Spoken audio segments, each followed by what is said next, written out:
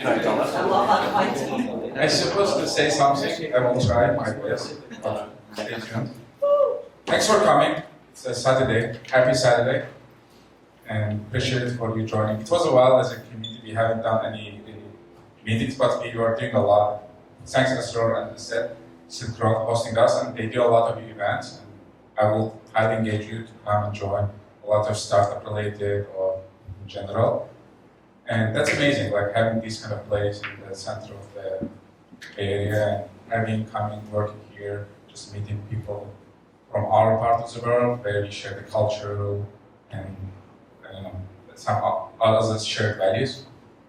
That being said, I will briefly mention about the TechBrains event, just a bit background, and I will pass to Asror. And then we have probably 10 to 14 speakers we're gonna have. The format is simple. It's like 5 minutes, one slide, and a bit background. That's TechBrains how we come up. It was back in 2020. Ainur Talaba probably will know. She was visiting Bay Area, and her complaint was she couldn't find any engineers to interview and so forth.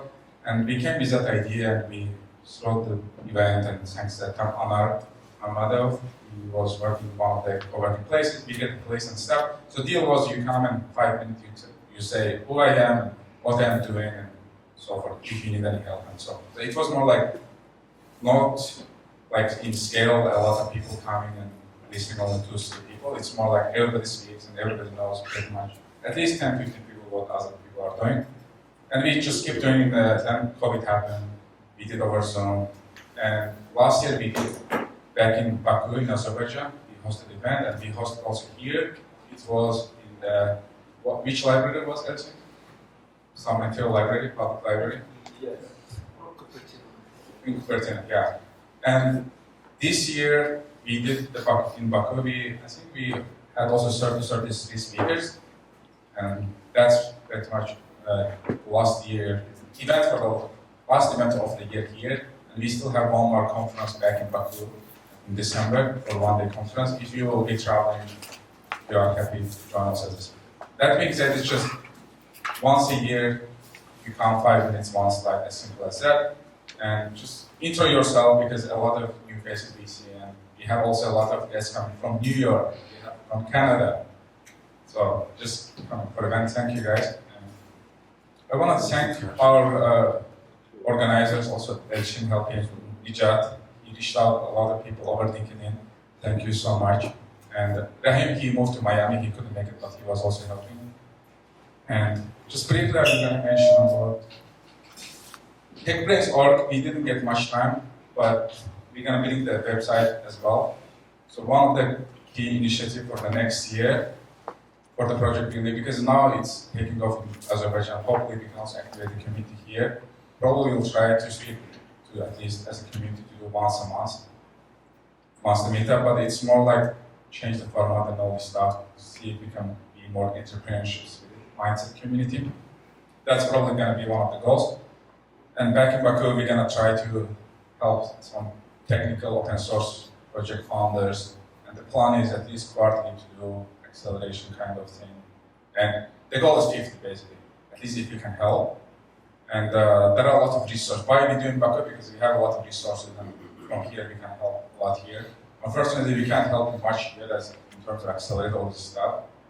But we'll try to help maybe in follow-up years as a startup if you're doing so. But meanwhile, Asad and Asror, they can help you if you have any startup. I'll engage you, talk to them, and they can help you connect with amazing people. They have an amazing network here. And I'm going to pass the mic to you, Asror. And thanks again for hosting us. As you said, that you can miss again. Thank you.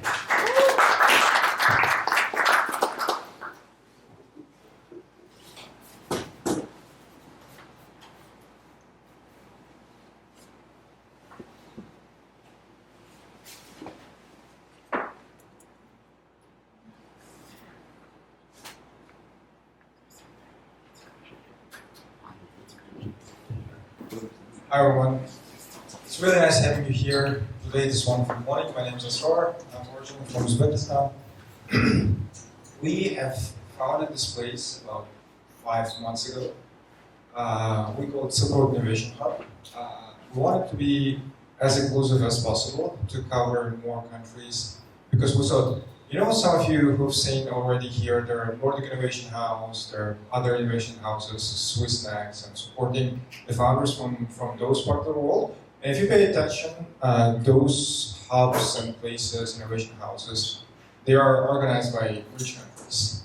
And we thought the idea was to have, like, Uzbekistan has been trying to do their space in Silicon Valley, and Kazakhstan has been trying to have their space in Silicon Valley for many years. And we thought, like, who are we? We're a small country. Kazakhstan is an 18 million country. Uzbekistan is 35 now, I think closer to 40 million population. And with GDP of like 50 billion, and Kazakhstan is a little more. We don't have a space, we don't have our spot now. So we thought we have to unite. And only by uniting here and providing like unified access to all the founders, we can start uniting in the region too. So the idea was to provide a kind of a house for startups, innovators from our region, from, if you read from left to right, it's Turkmenistan, Mongolia, Azerbaijan, Uzbekistan, Kazakhstan, Turkey, Kyrgyzstan, and Tajikistan. So we're an innovation hub. Some of you have been already in our event, some of you are first time. But I'm not going to bore you with our mission, what we're doing, and et cetera, but I'm going to quickly list what we have achieved during these 5 months.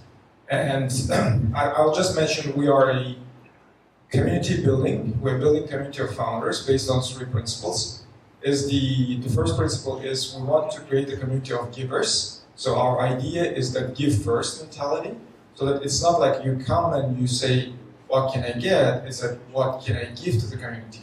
Because only by sharing between the community members, you can share the knowledge, you can share the resources. Some of you have already founded the companies. Like one of the good examples within Azerbaijan community is Anarmamedov. He has already achieved great things with his company. So he is in the level of teaching some of the young fellow founders. So by giving, by sharing the knowledge, he's contributing more to society, to the community, than he's taking from the community. So we want to build the community of builders. And the second, we want the community of, it's basically says, go big or go home. So it's good if you want to open a restaurant, it's good if you want to open a trucking company, if you want to do something, but it's not what we are targeting here. We want the community of people who want to go big, who want to do something great. And the third principle goes, change and be the change, which is like, if you are complaining about like, yeah, this is the way our governments are structured, there's no going to be innovation from our countries, this is okay. But on the other hand, we want the community of founders who want to make the changes. I've seen many founders from Kazakhstan, from Uzbekistan, and when I asked them about like, why did you found your company, they said like, one of the founders who sold his company in Kazakhstan, who was selling tickets online, and he now exited his company in Kazakhstan, and now he's been accepted to Y Combinator, and he's exited his company, and he started his new company. He said like, I really hated how the process of like online ticket sales was organized in Kazakhstan. He saw something that irritated him, and he changed it. We want those types of builders. So Silk Road Innovation Hub has been founded.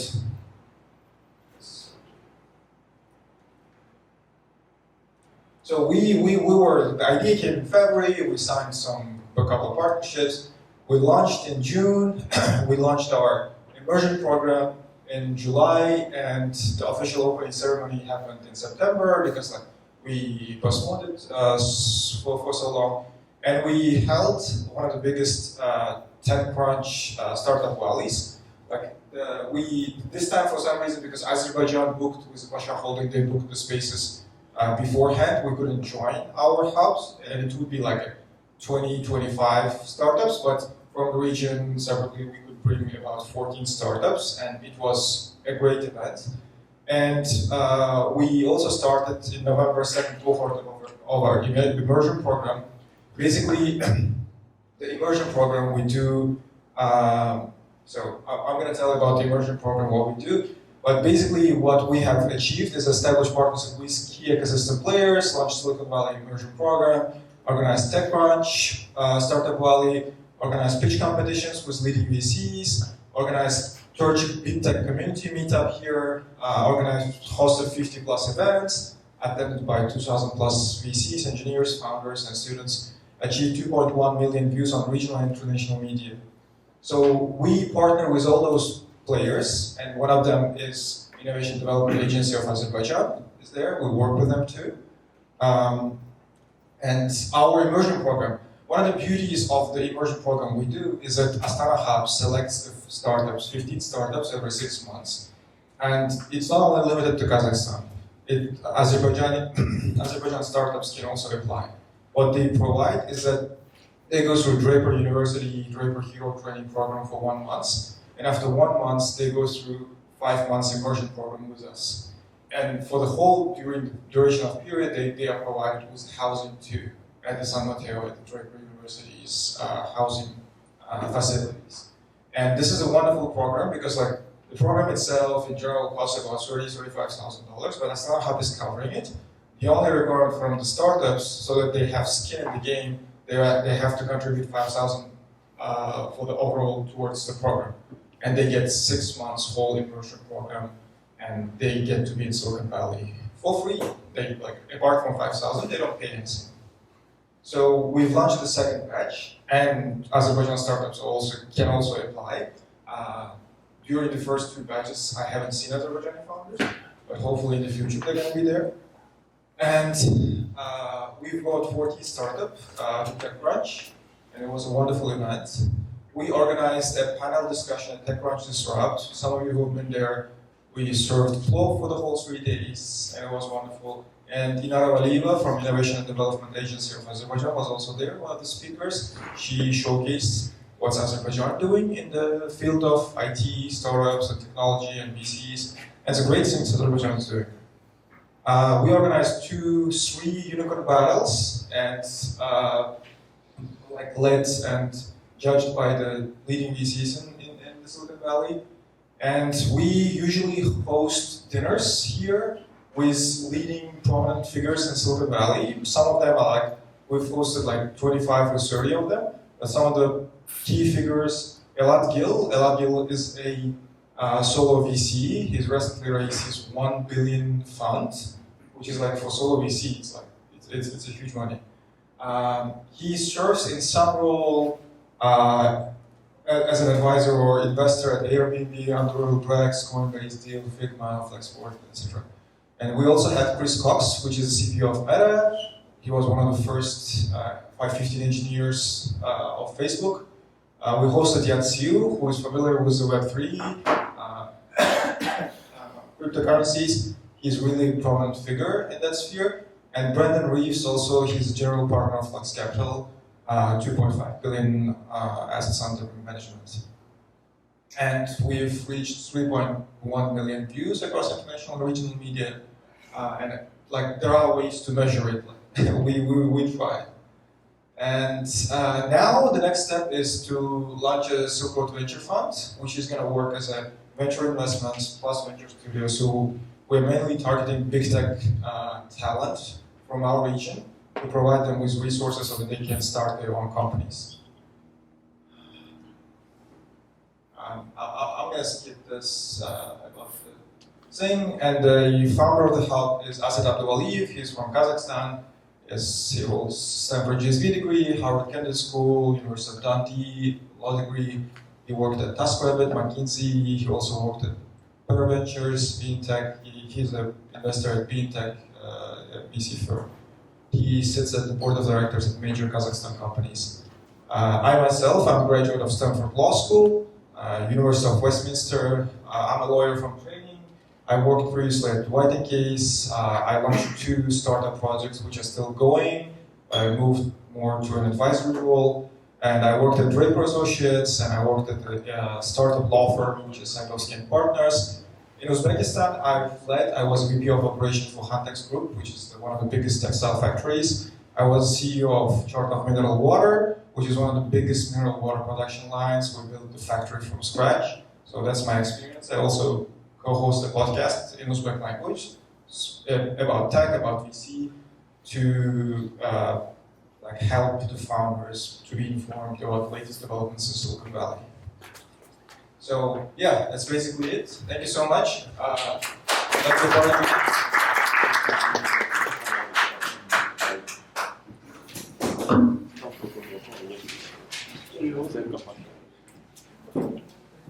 Thanks so much, Astro.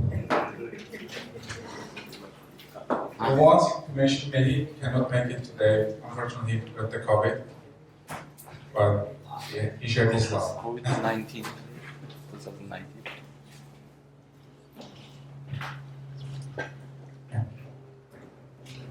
Thanks everyone for coming. Thanks Asrar for allocating us this space.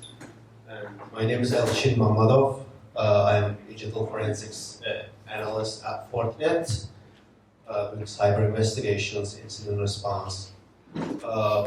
What is forensics? Forensics is application of scientific methodology to support decision-making process in criminal law. It doesn't have to be a criminal law, it can be just simple incident response to breaches. So what is digital forensics? In forensic movies, we see that there's a crime, people, like investigators, go collect hair, blood, then take them to labs and analyze to find the evidence. So what we do is we do pretty much same thing, but to find electronically stored evidence in computers, hard disks, watch, nowadays in cars, phones, you name it. So, but sometimes we can't find evidence in that box. We call that box the computer hard drive. So we have to do memory investigation. So my speech is about it's called silent witness in cyber investigations, memory forensics. So that is the situation when we, in the cases that we can't find evidence in hard disks or phones, we have to analyze memory. So let's say you are doing Facebook chats, right, pop-up chats, and then once computer turns off, that chat goes away. But if you copy the memory before computer turns off, you can still recover the content of that chat, or you put passwords for your bank account on your computer, and once the computer turns off, you can recover passwords or encryption keys such as BitLocker to create file vault or run programs. So memory for investigation is the key. So what we do, memory investigation, let's say this is the golden rule in cyber investigation, right? When you see a computer or a phone, it's on, the golden rule is on, turn it off. Or if it's off, on, turn it on. So the action is performing memory forensics, which means in Windows, there is in Task Manager, there is a create memory dump. You basically go there and dump the memory for later investigation. In Windows computer, there's a special place called registry, right? That's where you find run programs, run applications, which files were open, which files were closed, and sometimes the hackers can delete the registry. So in those cases, the memory forensics will be your best friend.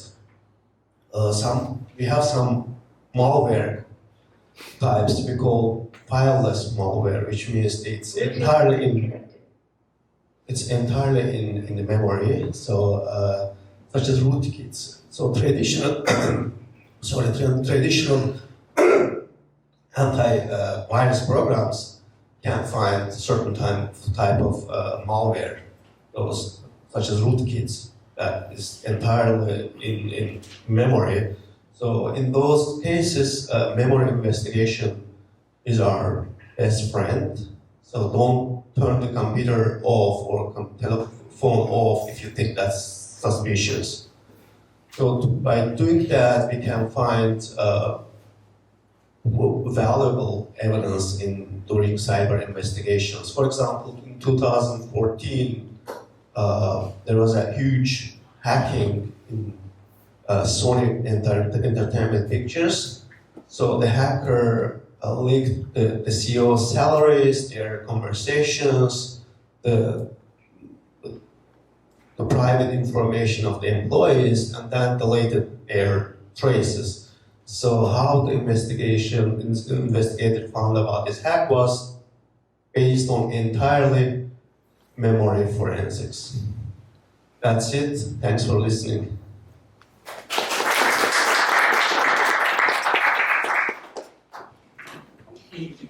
Next speaker.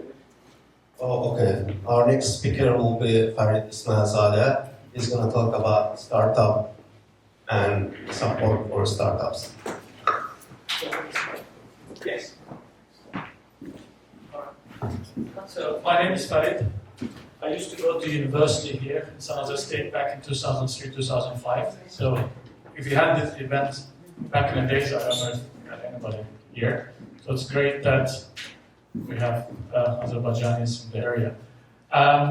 As most of you might know, after I graduated from San Jose State, launched Golden Pay and Hesabaz, which turned to be the largest payment company in the country. Pretty much everybody who knew what online bank is and had cards and stuff like that, they all used that system. The reason I call it mistake because Azerbaijan unfortunately doesn't even today have a right ecosystem for startups. What we mean by right ecosystem, we mean like we don't have proper investors. I had to give up a lot of shares of my company to secure company, so a certain way. And also, when I did an exit, I like to call it the exit, although it is, I think, can be considered the largest ever exit in the country, and also can be considered most valuable startup ever built in the country. It was 10 times less than it should have been if we did this thing here. I launched Golden Pay in 2007, for example. A similar company here, which was launched in 2009, is like $9 billion company, while we were very, very less than that. Very, very less than that. That's because of the no ecosystem. So I call it mistake because I could have stayed here and probably built something else. I corrected the mistake in 2020. I sold all my assets in Azerbaijan and moved back here.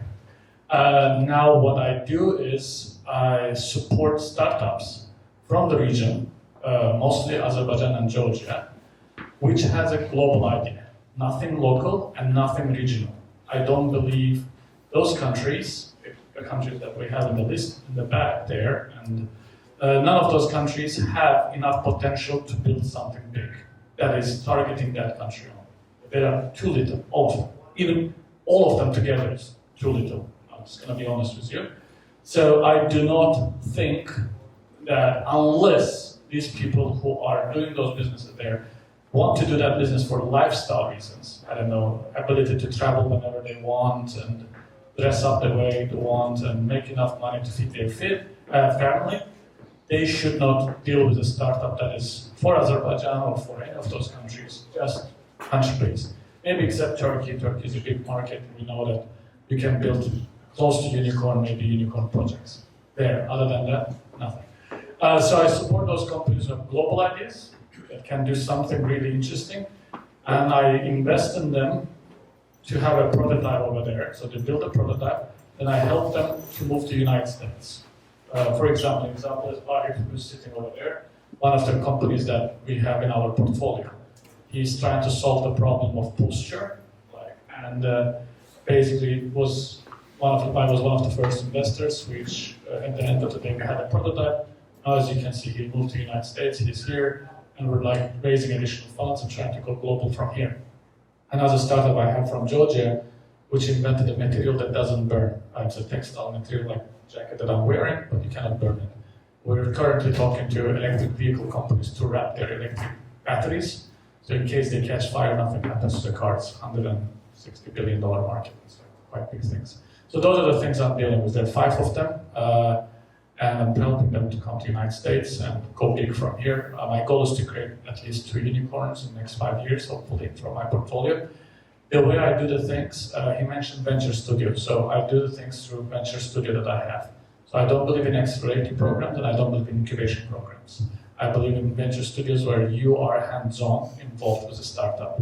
You're not letting the startup try to do things by itself, because I believe the people from those countries are, due to our Soviet, communist, whatever backgrounds, doesn't create really, really strong entrepreneurs. They can be extremely good at technical stuff. They can be entrepreneurs in so-called like opening a cafe or restaurant or shadlo sarai, like we say in Azerbaijan, but like having something innovative and something that they're gonna put a lot of effort for the next 5, 10 years and build something. It's highly unlikely, it's very rare. So yeah, that's what I do. That's it. I live in Sacramento. Arif also lives in Sacramento. Jad also lives in Sacramento. So we drove from there for 2 hours here. We're going to go back now. So I intentionally live there because it's kind of not that far from Bay Area, but also far from Bay Area. Lifestyle is much better there. To be honest, schools and I don't know, like the house and stuff that you can buy there or rent there, it's much better than here. They should take it. Huh? They should take it. So you're welcome to move to Sacramento. No. So yeah, and work from there. So that's basically it. If you have any questions, I'm available. I'm on LinkedIn everywhere. What I can support you at is like fundraising stuff, building startups, but only if you have really, really interesting stuff, right? Something global, something that can be really big. I would be interested to know and support you on that. Yeah, past many years we've been doing a lot of investment fundraising and know a lot of VCs and angels and so on. What else? Yeah, basically, and I would like to recommend you always think about startups that you can exit from, like that you can sell for big money. So that's it. Yeah, any questions? I'm here. Thanks, Saka, for putting this up.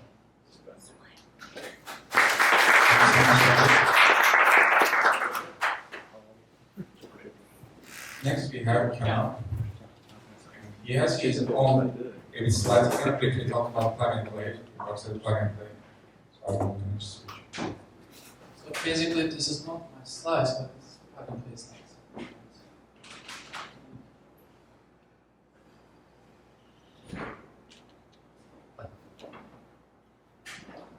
So for those of you who don't know me, my name is Kenan. I currently work at a company called Plug and Play, so it's a venture capital company. Yeah. I will give you quick background information about me. So currently I work at Plug and Play as an associate. Before that I used to work at a startup company called VoxImplant. So VoxImplant was a CPaaS platform, so CPaaS means cloud communication platform. We used to provide call centers, voice bots, voice chats, call automation for inbound outbound service. It was a big communication channel. Before that, I used to live in Boston. I studied there project management, which has nothing to do with my current job. Before that, I used to live in the UK. I did my college degree out there. I studied financial accounting. So today I'm going to talk about Plug and Play and how you can get in the accelerator program. So Plug and Play is the global innovation platform and a venture capital company. So basically we do a lot of things. First off, we run accelerator programs in 45 different cities around the world. And we do corporate innovation. So basically corporations, they come to us, they share their business pain points, their problems, long-term, short-term priorities, and as a plug and play, we go out there, we source specific, exact solutions for their needs. And as a venture capital company, we invest up to 250 or 300 companies every year. And this is our global footprint so far. Since 2006, we invested more than 2,000 companies. Currently, we have 570 corporations, and we are covering 20 other industries. Currently, we have 150 associates around the world, and they're strictly focused on venture scouting for corporations. And in our database, we have more than 70,000 of the startups, so this slide is a little bit outdated. And this just represents our global footprint. So this slide actually represents the verticals that we're active in. I'm part of a travel and hospitality, so we have other 19 verticals. When the corporations work with us, basically Singapore Airlines, like Turkish Airlines, they work with the travel and hospitality. But when they need other solutions in a fintech or health tech or insurtech, we can do introductions easily. So they have a visibility to other verticals as well. And this is actually represents how you can get into plug-and-play accelerator program. So on the left side of the slide, you can see the corporations, the Airbus, the CWT, the Singapore Airlines, and the Fraport. So they come to us every quarter. They share their focus areas, the focus groups, the business problems, like the queue management, the travel booking trip, the reducing the carbon footprint. So basically, as a plug-and-play, we go out there, we source 1,000 startups, and then we filter down to the top 100 or top 50, and then actually we introduce those startups to our corporations, and they can actually decide which startups will go through the acceleration program. So acceleration program is in 90 days, and during that 90 days, corporations can do the pilot programs, the POCs, the licensing deals, commercial deals, and at the end of the 90 days, they actually decide if they want to work with these startups or not. And as a plug-and-play, our average check size is 150K. It can go up to 350, 400K. So we only invest in B2B SaaS products. We don't invest in hardware. We only invest in B2B. We rarely invest B2C. And pretty much that's it about plug-and-play. And feel free to ask any questions if you have.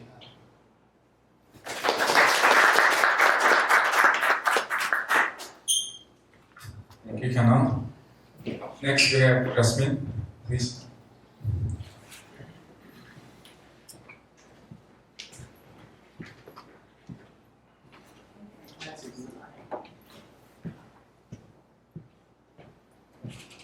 Please.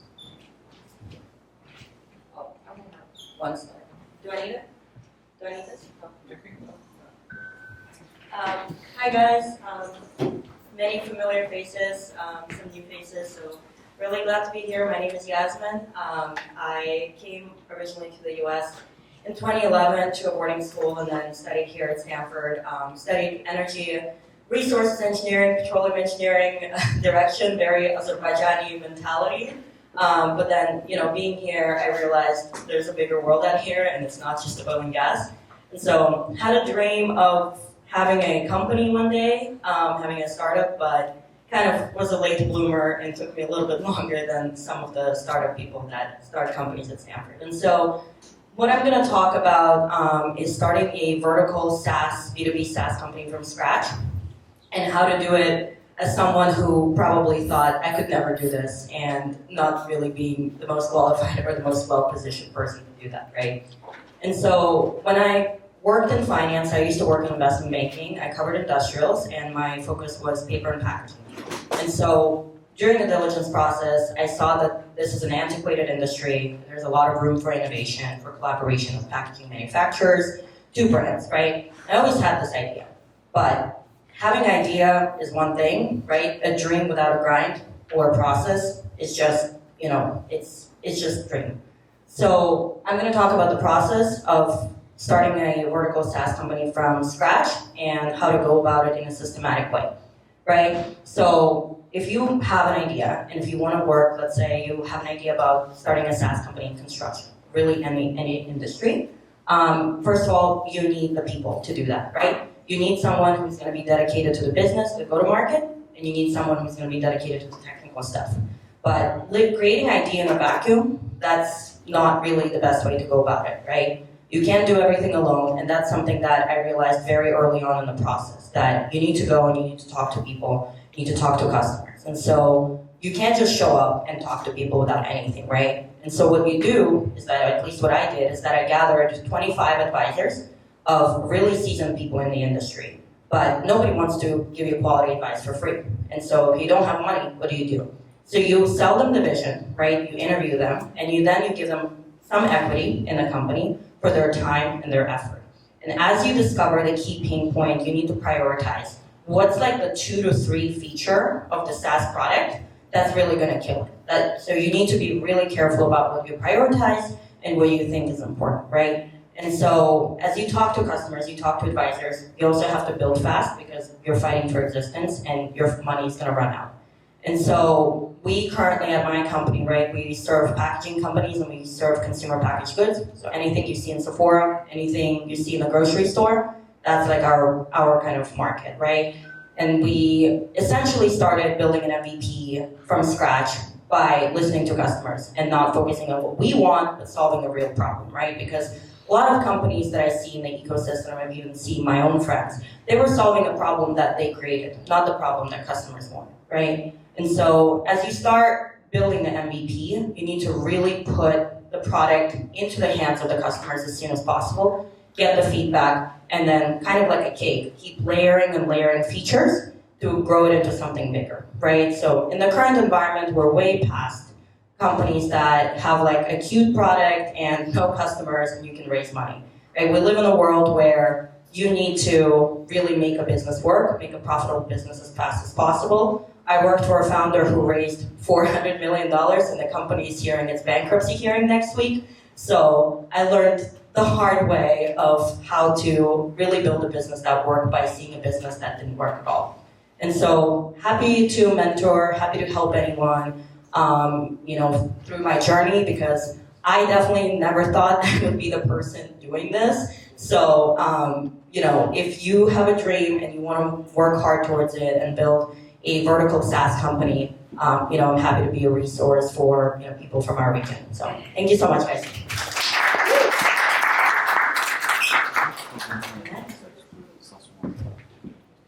Thank you, yes.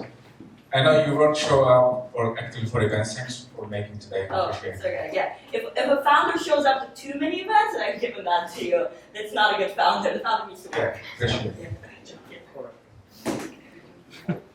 Am I there? Up next.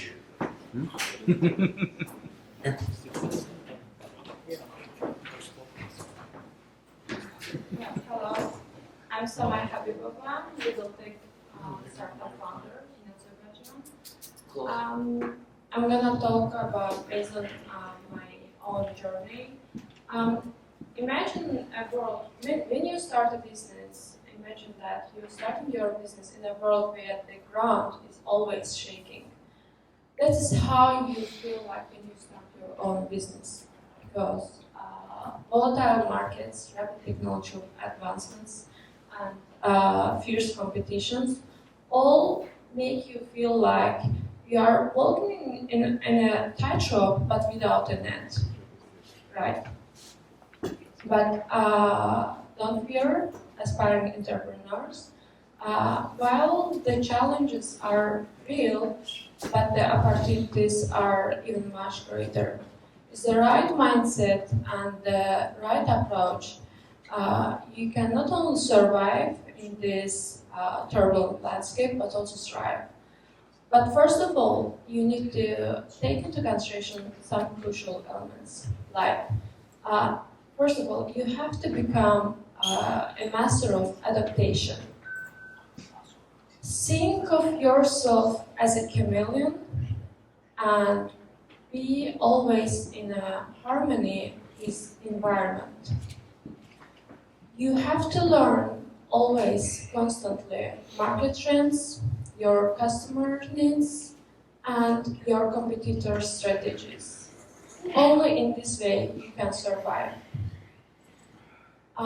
Secondly, you have to build a strong team. Okay, bear in mind that only a strong team is the source of successful venture. Your team shouldn't be afraid of challenging ideas and should always learn from failures. And thirdly, you need to be agile. Put aside whatever you have learned in your traditional business and test rapidly new ideas and create your own course based on your rapid tests. But being agile is not enough.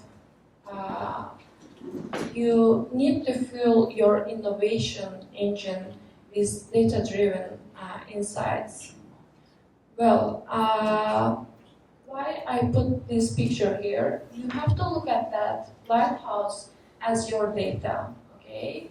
And you have to go through that fog. You have to look at that fog as your uncertainties. And you need to use that lighthouse, your data, in order to go through the fog of uncertainties. Okay? And in this journey, do not underestimate the power of network. Always develop connections with other startup founders, investors, mentors, any people that can help you in this journey. Don't forget that startup journey is a roller coaster ride. You are gonna experience ups and downs always, but you need to embrace uncertainties as your companion, but not your competitor. Please do not ever lose your belief in your capability, your creativity, and always believe in yourself. And with determined character and a strong network supporting you, you're gonna reach whatever you put as your goal. Thank you.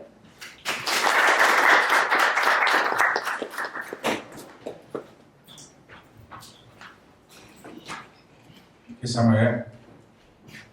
We're so glad that we have so much activity on the female side. Hopefully, we'll see more. Please take over the community. So we have up next now, Suki. Thank you. You can also mention about the community and follow-up if you can do anything. Chase, they can host that. Of course, yeah. Thank you, Sako.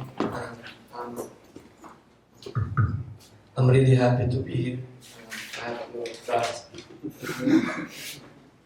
I was really busy this week. I told Elchin it's the end of year, so I'm really happy that I could put something together and talk to you guys.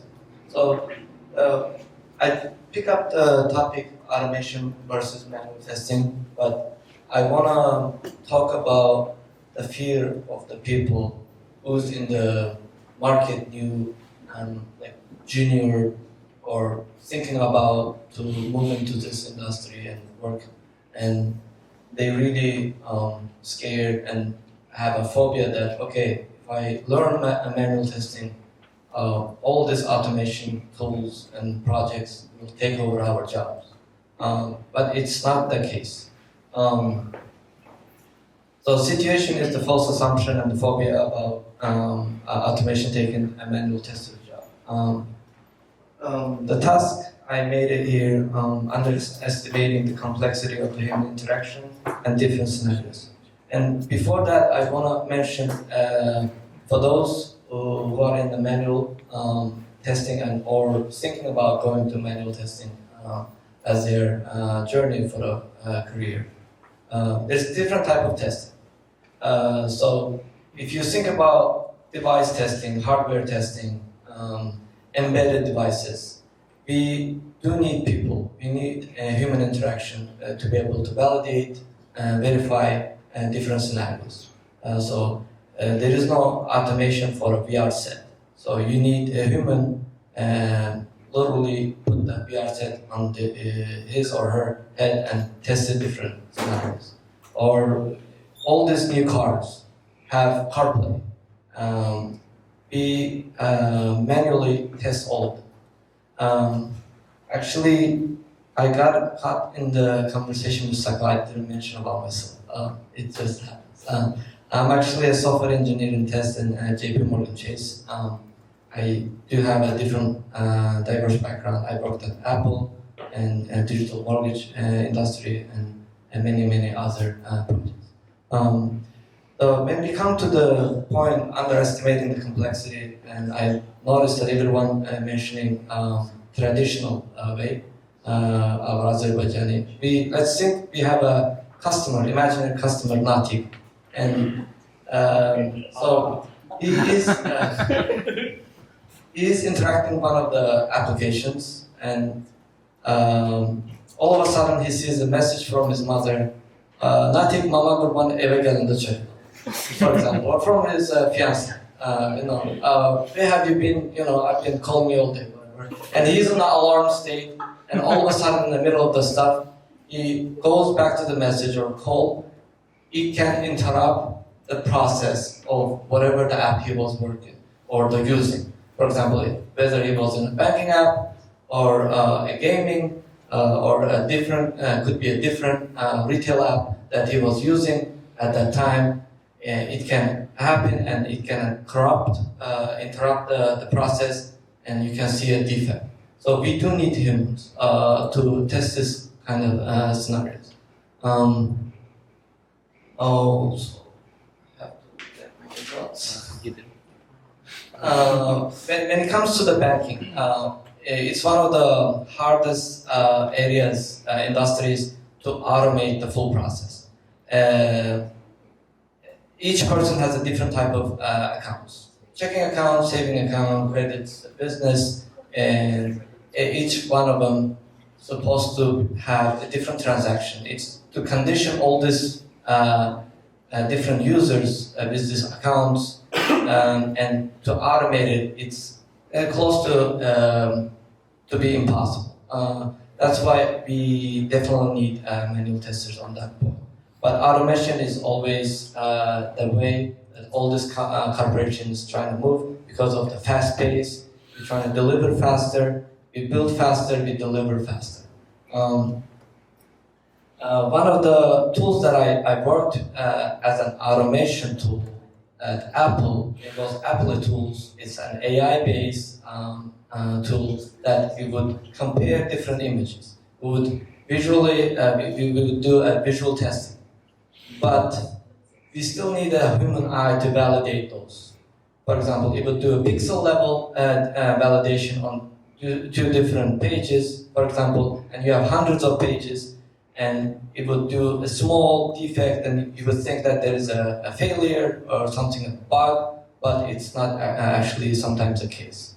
It would help you with the disclaimers, and where you can always read all of those lines. If there's a word missing, or is a new, some type of, image missing, it will point that. But there's too many areas that it will think that it's a failing, but it's not. So even with the AI tool using today's automation, we need human validation. So action, that we do need both engineers. For a manual person who is in the company, and I need to point this out that we definitely need to improve ourselves and evolve and get better because the trend is real. If anything comes new, try to learn and grow. For a manual person who's having a fear that he might lose a job or she might lose a job, there's the new popular trend, no-code automation, basically doing manually all of this stuff. Some companies take this route and take these companies as a subscription. They pay their subscription and use that type of application to be able to run the validation and verification to move the process further. Those manual people can actually easily learn this using these tools. So there's nothing automation related because there's a company behind it who is doing the actual code work. Also, I would like to mention about the accessibility. All these companies, big corporations, trying to be aligned with accessibility guidelines. There's ways that we do accessibility with automation. For example, keyboard navigation, you can easily automate those. But voiceover, talkback for Android, voiceover for iOS, you need a human to manually validate all these scenarios for physically impaired people. So So there's always room for you to learn something and show yourself in the company that you're valuable, useful, and you can help building the product and be a valuable asset.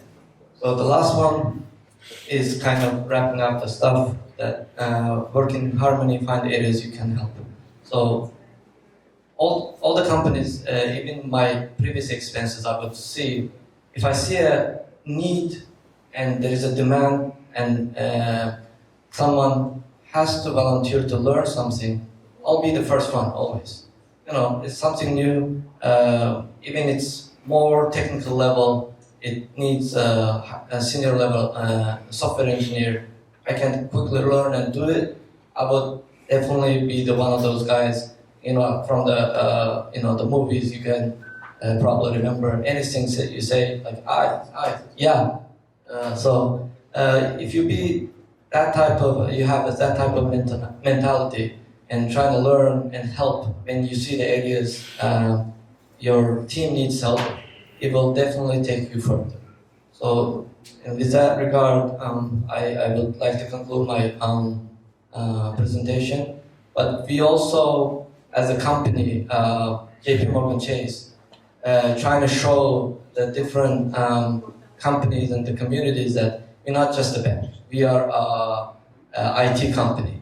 So recently in the Palo Alto office, we started taking some events. So you can sign up.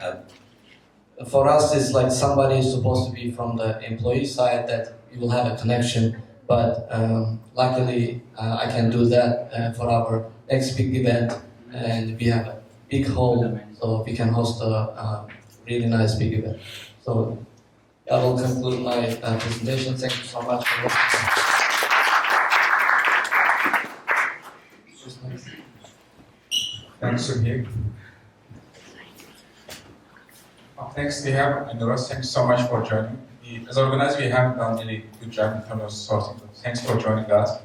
We would like to, as a Central Asia community, see all these new friends you can make up. And we are up next. Thank you. Hi everyone, my name is Ainur. I'm a laboratory process engineer here in Bay Area.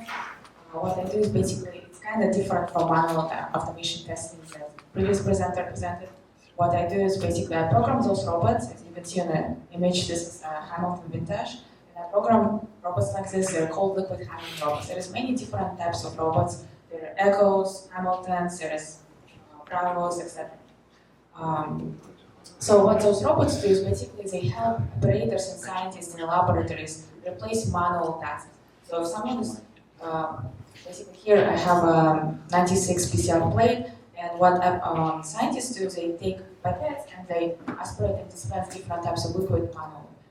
What robots do is basically an operator can load a plate on a robot. Here is one of the examples of a gross plate heat picking methods. And basically, operator loads 10 source plates, which are green, and 10 destination plates, which are blue. And there is also tips that operator loads. Well, laboratory automation has helped a lot for many different companies doing government health, bioworks, etc. I worked at one of the companies during COVID, running PCR tests. And what happens is basically in each of those wells is a patient. It's someone's DNA. And you can read basically like this well A1 is patient 1, A2, etc. And there is 96 wells, there is 96 patients.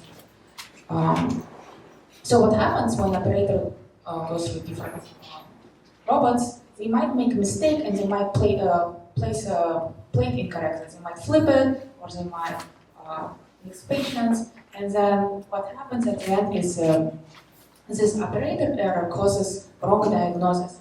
So if someone is, let's say, COVID positive, they might come up as a COVID negative, and that's a small mistake that you might have extra day from work.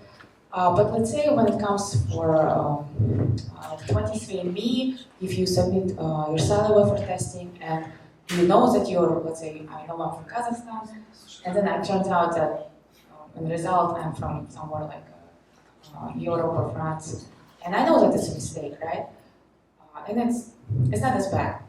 But when it comes to, for example, liquid biopsy, which is basically they extract tumor blood cells from your blood, and they check what kind of type of cancer you have. It can be cancer for lungs, it can be colorectal cancer. If someone messes the plate, and let's say a patient A1 is going to be run instead, and the patient in H12 will be flipped, then let's say a patient in A1 has a lung cancer and the patient in H12 has a breast cancer, then basically you get a wrong diagnosis. And at the end, it can cause someone to die because the person can be treated for a wrong disease. So even though laboratory automation helps scientists and operators in today's world, it still doesn't prevent operators from making errors. Let's say if we take the best scientists today doing their PhD at Stanford or MIT, it takes them a year to read 10,000 letters of DNA. But let's say at the big companies like Ginkgo Bioworks here in South San Francisco, it takes them, in 1 month, they can read 10 million strips of DNA with help of automation. And also, they also have different types of bioscientists, of computational biologists, bioinformatics that read this data. So what we can do with help of AI is basically we can train AI to recognize different types of plates. There is hundreds of different types of plates.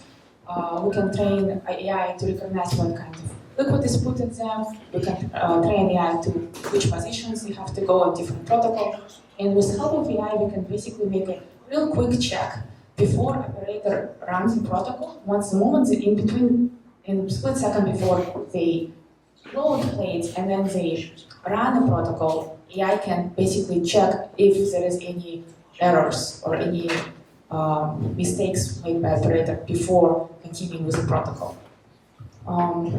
So that's action, and one of the results is basically we can reduce number of errors and we can save lives and prevent errors.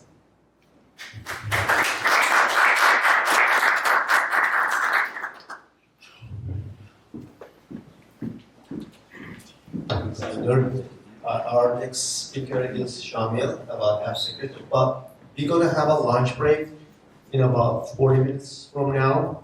We're gonna have kebabs and vegetable kebabs for vegetarian people. No.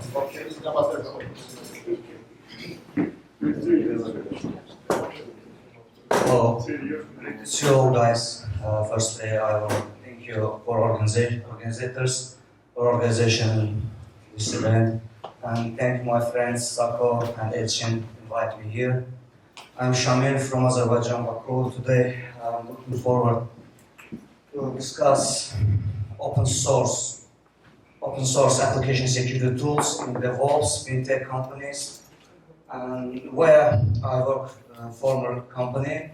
In the first years of digital transformation, there was a situation between cybersecurity and compliance between was a little bit messy, and after 3 years use of commercial SaaS tools and DaaS tools, we saw that every year these tools require us more cost and additional consultation fees and cost due to increasing number of microservices. And together with my team, we set goal that how we get rid of commercial tool record and how we can replace our commercial tools with open source tools. And during this project, we have checked out more than 25-30 open source tools in order to understand what kind of tool fits better to our environment. And some of tools good for checking back patterns, some tools good for catching vulnerabilities, and others good for enforce coding practices. And for our Node.js applications, we implement NGScan. It's a semantic-free open source tool. And our GoalSec, our Golang applications, we implement GoalSec. GoalSec also is application security testing tool, open source. And the majority of our applications was Java, microservices, and Java. For Java, we implement SendGrab, open source tools, and SendGrab also semantic SAS tools, and next generation SAS tool that scan abstract syntax tree and also has own rule customization. For example, in commercial tools, we depend on providers' updates, but in this open source tool, we can customize our own rules also. And for our mobile stack, mobile source codes, we implement MobileSafe framework, security framework that capable doing SAS and DAS process. And the end of the project, we saw that we need also vulnerability management tool. For vulnerability management tool, we wrote microservice from scratch for collecting, import and re-import SAS and other scanners result to defect visual, and we implement defect visual for our vulnerability management tool. It's also a WASP open source project. As a result, we can save approximately 180,000 euros with these open source tools, multiple open source tools, and I think without SRE and DevOps guys' help, we can't accomplish these tasks within 3 months. And we also made excellent squad with SRE, DevOps, and compliance and InfoSec guys, and also mutual experience sharing, cost saving at the result. That's it.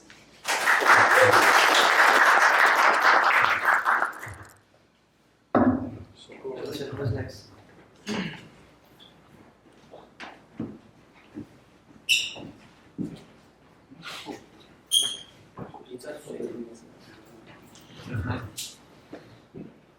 I can cover. We have break now. Thank you, Shamil. Huh?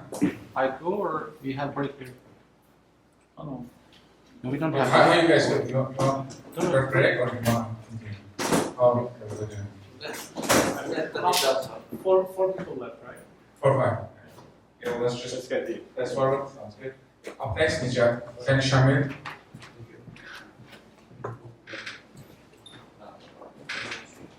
Hi, ladies and gentlemen. So, a little bit nervous. So, I'm a little bit talking about off topic. So, it's a kind of about my journey to America. So, I'm 1.5 months I'm here. First of all, about my motivation, I have a friend in Canada, so he's coming from New York. He's also from Azerbaijan. And once I heard that he moved to America because of his studies, I just started to study how to come to America. So I was trying to come the legally, so and the fastest. So once I watched Mr. Ismailzade's interview, and he was saying that when you come, just do everything, your paperwork first, and to start and integrate. I heard about his journey, so about EB1. You were the only one who watched that interview.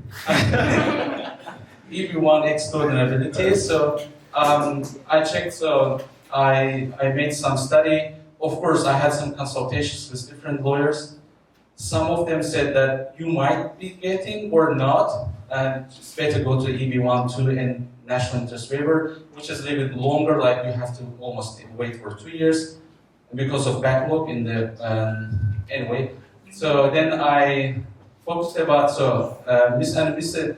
Ismailzadeh said that Farid said that you can do that. So if you have expertise in your field, so you can do it. And his words persuaded me to do that. So and even one of the lawyers said that you are idiots, so you are so not capable to get this. So she said me. She was from Azerbaijan as well. I'm just I don't take it personal. I'm saying that how I was passing.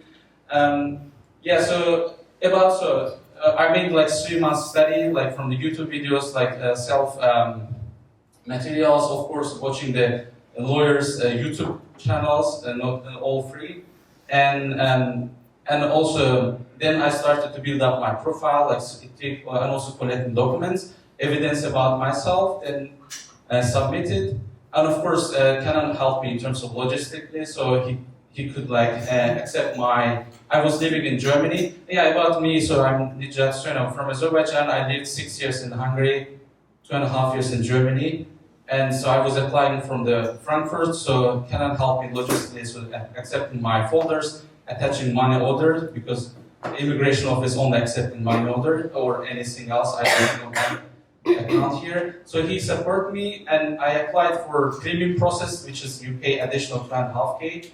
In 2 weeks, less than 2 weeks, I got my approval, and then also consular visa, like getting for family visa for everybody, like 3 months. Overall, so I'm when I started about thinking about at the end of the year, I was in here. So since October, I'm here. So why here? Because of Sacramento is affordable for a family and is close to the Bay Area. Of course, might be to move here. I will. So about what you need for the success. The success factors, of course, you need like network, friends, like Canon, a good network like Mr. Ismail Zada. He's persuading as a public speaker to everybody. And what else you need? So recommenders. So I collected about like 15 recommendation letters from my background. I really thanks to them. They also the part of my journey, the success story, and facts about you. Of course, you have to know yourself. Even if you are working as a lawyer, they cannot be you. So you have to you have to know yourself, and you have to know your drawbacks. So you have to collect about yourself, the facts. Yeah. So then you can get it. So with a low cost, like 700 for the fee, plus if you want to do this quick way, like 2.5K you pay, and you get in 2 weeks results. So it's really possible. If you believe that you are expert in your field, you can do it for sure. Thank you very much. Thanks, Nijat, for the inspiration. Visa actually one of the things blocking a lot of people being full-time founder, and probably some people flying to Baku to get it. Yeah, some people flying to Baku to get it, but it's off topic. So the good thing was, I think Nijat reached me out before. Sorry, I forgot you. No, I'm gonna just give you context. I was surprised without any lawyer help and everything. He was able to just figure out what he needs to do and just made it. And probably gonna have more bigger, longer session where he can share his experience and all this stuff. Because there are so many amazing people, they just stuck because of purely immigration reason. Hopefully we can do more public sharing and just make sure that it's not that difficult. You just have to put time, just do it. And these kind of events also can help you, like, coming as a public speaker, judge, and also this is one of the requirements.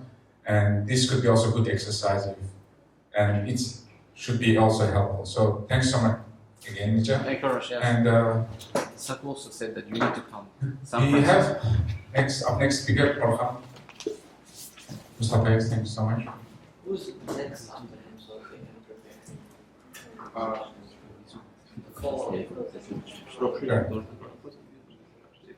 Kenan, you are up next. No problem. And Orhan Kangarli, and then we have before me Dilara, and then okay. That's should be.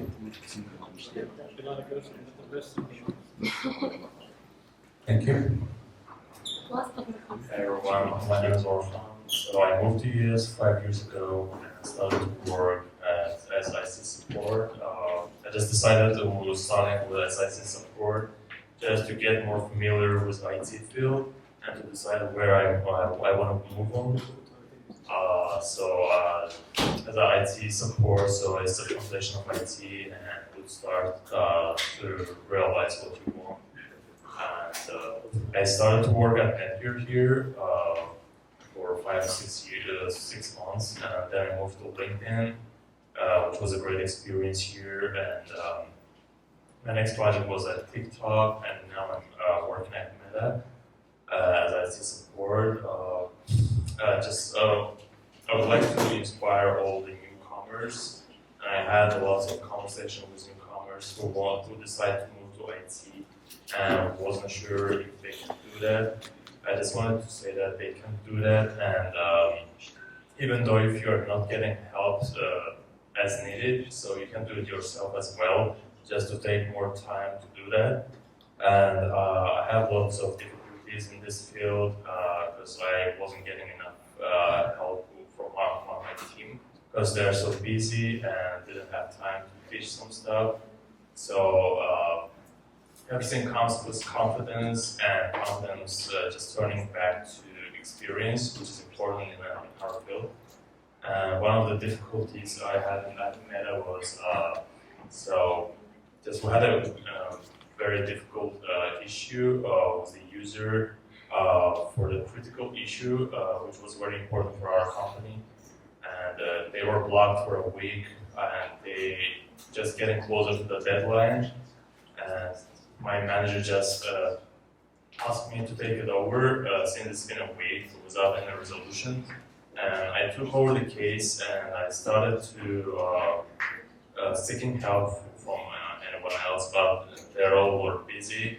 And I just started to talk to the previous owner of the case just to know what steps they have taken, and just to skip those steps and to not get annoyed the user, which is also important for us as a customer service. And so I decided to talk over the phone to quickly resolve the issue. I involved many teams in there, including the security team, system administrators, and many others. And I was also making sure that we have to just keep updated our users, so they just that we care about them and we're working on the issue, which is very important. And so we just started to set up the remote session, just connect them to their devices and just dive into their issue. So it took about 1.5 days, and we were able to resolve the issue. And since we were keeping updated the user, they appreciated my help and just gave a good review to my manager. So whoever just want to start with IT and just not sure about that, so just I asked them to do that because there are lots of courses over there in the internet, many courses. And also I would advise to take certificates because certificates are important. So in case if you don't have experience in IT, so a certificate is a good way to go because if you have a certificate, they will give you a chance at least, and you can also take many interviews, which is also good experience, and you can learn more from interviews as well. Thank you very much. Thank you so much.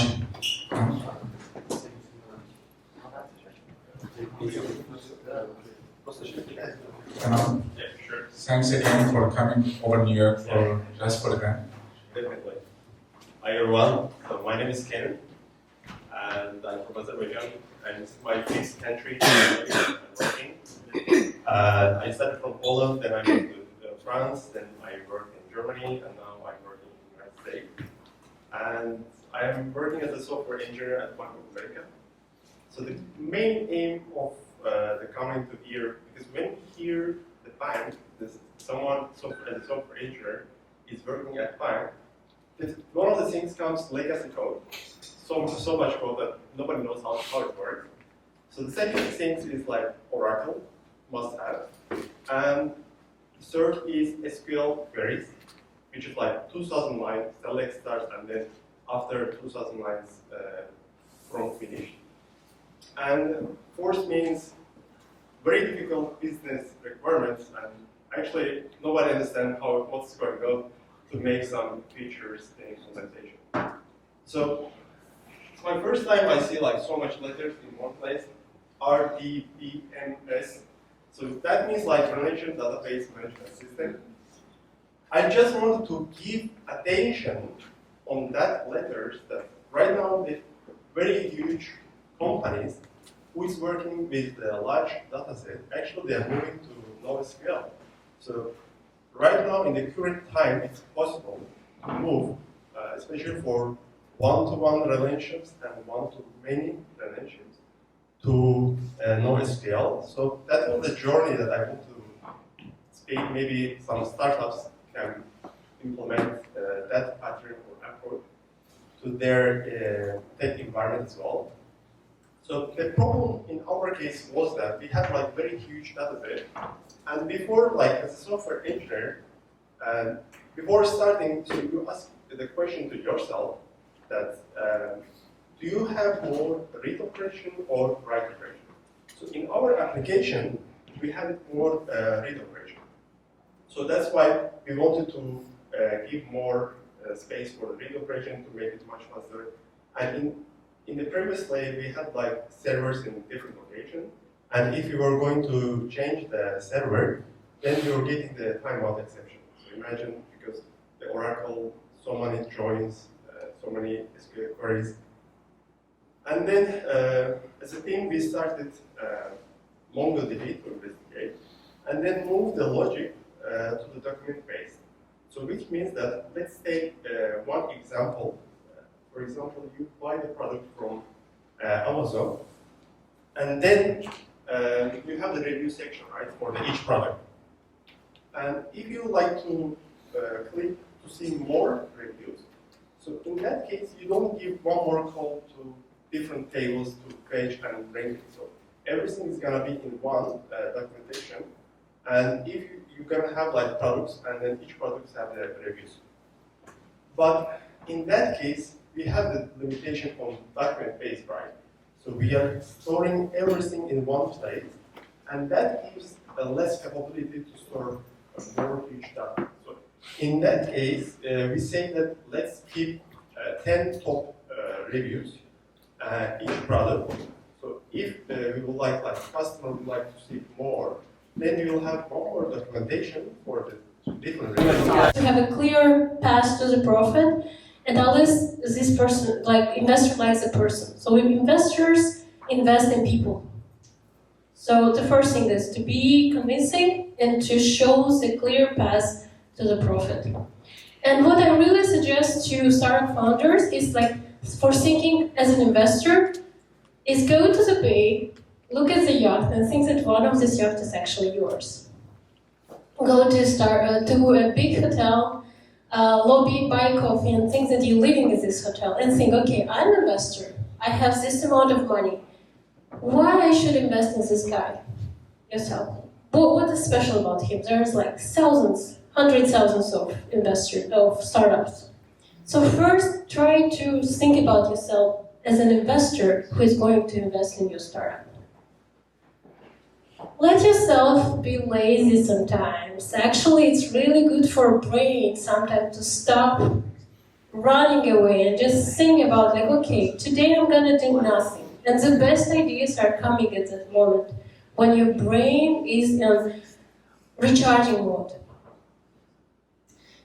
Museums and music. So there's more than 70 museums in San Francisco, and if you go to one museum in a week, you will not visit all of them in a year. And to think creative, you need to surround yourself with creative people. Music, classical music, I have professional classical music education, and I would say I know a lot of research about that. Like, classical music boosts your memory and creativity. So listen to that in your headphones, go to concerts. It's really hard to listen for that all the time. Sometimes we need some rock or jazz or rap. But it's really good to come back to classical music because they're actually really interesting. You know, like it's created in some sequences, mathematical sequences. So classical music is really important for us, for our memory and our brain.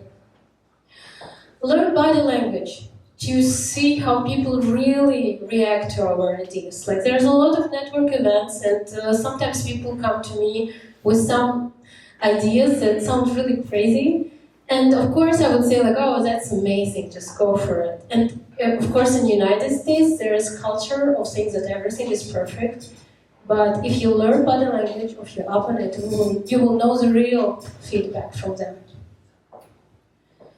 Okay, so 3 T's most of startup founders know about that. It's time, team, and the market, so total addressable market, serviceable available market, serviceable obtainable market, and early evangelist. So what is that? This is like portion of the market where your startup can work.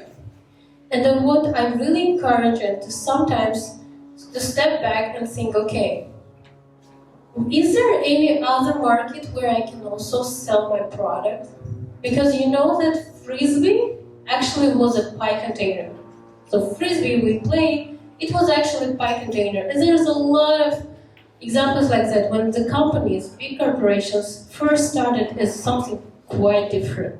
So probably if they didn't make this switch on time, they would disappear. So sometimes it's really important to make the switch and understand that probably your market is somewhere in the other direction. Also, the probability. Let's come to the probability. Everyone knows, like when you Google it, the probability for startup to fail is 90%, and it sounds really bad, right? But actually, you don't take into account many factors. First of all, this 90% is about all the startups without taking into account how long they exist. But if we granulate, we will find out that actually, in the first year, the probability of startup to exist is more than 75%. And year by year, it goes getting less, but within 15 years, the probability of a startup to exist is 25%. I worked in risk management. I was a risk manager in the company, and I really encourage you to hire a pessimist person in your team. There should be someone with critical thinking that will say, this is a mistake, don't go there, don't go there. But the overall culture of the company should be positive. That's why I think positive. Not a failure probability, but probability of success. And the last thing. So we all know about AI. AI is boosting all over the world, especially starting from here. And in the age of AI, in the age of artificial intelligence, think about your human intelligence, because it's the most advantage you have. Thank you.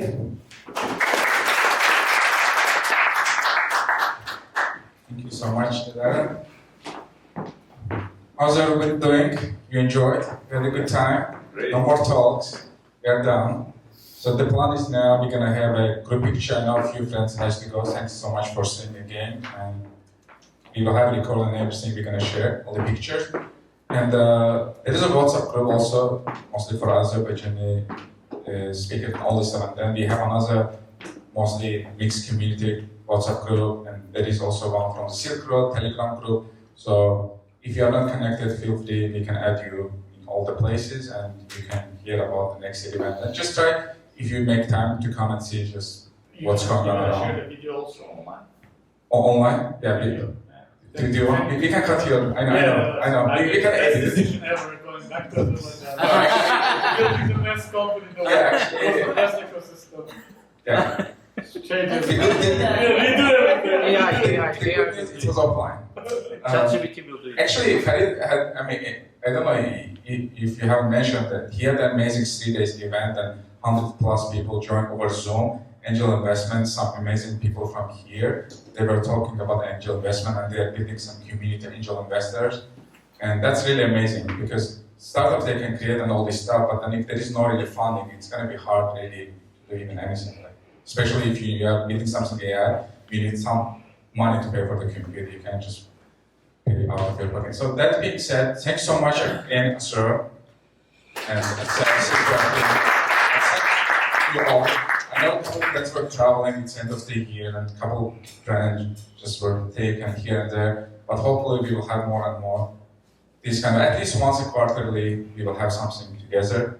That being said, let's take a group picture, and then we will give a chin for 30 minutes to go pick the lunch from Ross, some kebab, and some veggies, and then we will call it down. Thank you.